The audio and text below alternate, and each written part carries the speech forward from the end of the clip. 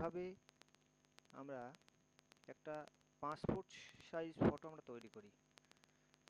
সবার প্রথমে আমরা ইয়ে করে নেব, ওপেন করে নেব। অ্যাডোব ফটোশপটা ওপেন করার পরে দেখতেই পাচ্ছেন এটা 7.0 তারপরে একটা ফটো নিয়ে নেব। ফটোটা আমি যেভাবে ফটোটা নিয়ে নিচ্ছি। তারপরেই দেখুন এখানে দেওয়া আছে সিলেক্ট কতটা করবেন। এখানে আপনাদের 1.3 ইঞ্চিতে করবেন, তারপর হাইটে দেবেন 1.7, রেগুলেশন থাকবে 300। তারপরে আপনি কি করবেন, এটাকে আমরা কাট করে নেব। তারপরে আমরা এই যে টিক চিহ্ন দেখতে পাচ্ছেন, এই টিক চিহ্নতে মারবেন কিংবা আপনার কিবোর্ডে এন্টার প্রেস করবেন। দেখতে পাচ্ছেন এখানে আপনার ইজিলি হয়ে গেছে। তারপরে কি করবেন, এখানে ইমেজ দেখতে পাচ্ছেন, এখানে অ্যাডজাস্টমেন্ট, এখানে আপনার একটু একটু করে আপনার ছবির হিসেব মতো দেখতে পাচ্ছেন একটু একটু করে বাড়িয়ে নেবেন, ব্রাইটনেসটা একটু বাড়িয়ে দেবেন, কালারটা একটু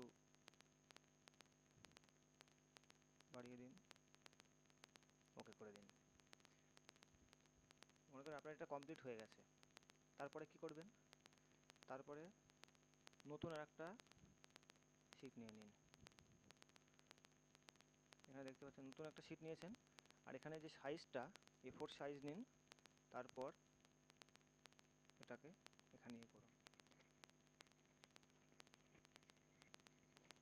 তারপর এখানে আপনাদেরকে সিলেক্ট করতে হবে, এটা সিলেক্ট করুন। করার পরে এটা আপনাকে রাইট ক্লিক করে সোজা এর উপরে নিয়ে আসুন। দেখতে পাচ্ছেন কেমন সুন্দর করে একটা ইয়ে হয়ে গেল। এখানে আপনারা একটু ইয়ে করে আপনারা একটু সাজিয়ে নেবেন, কেমন কি রাখবেন না রাখবেন। এখানে আপনারা পরপর 6টা একবারে ফটো আপনাদের বেরিয়ে যাবে। এইভাবে সাজিয়ে সাজিয়ে আপনারা ইয়ে করুন। আমি পরপর ইয়ে করছি।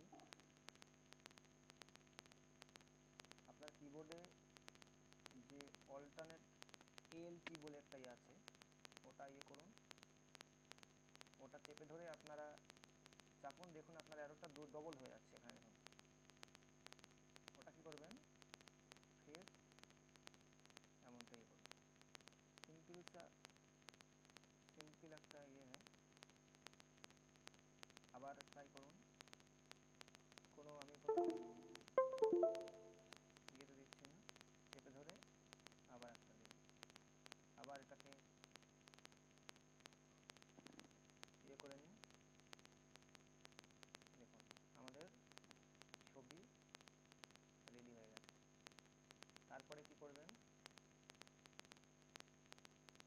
যেহেতু আমি এখানে 6টা বের করব,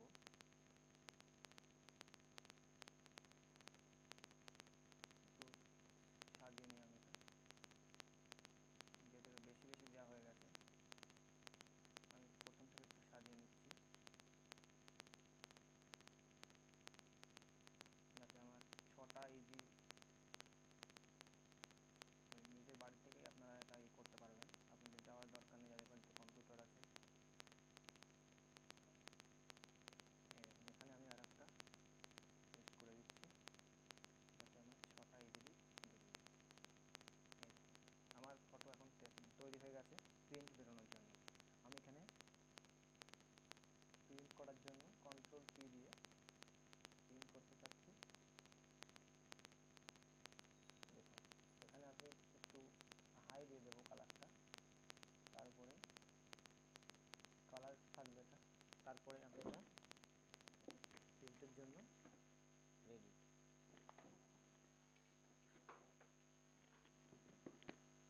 এই হচ্ছে আমার প্রিন্ট রেডি হয়ে গেল।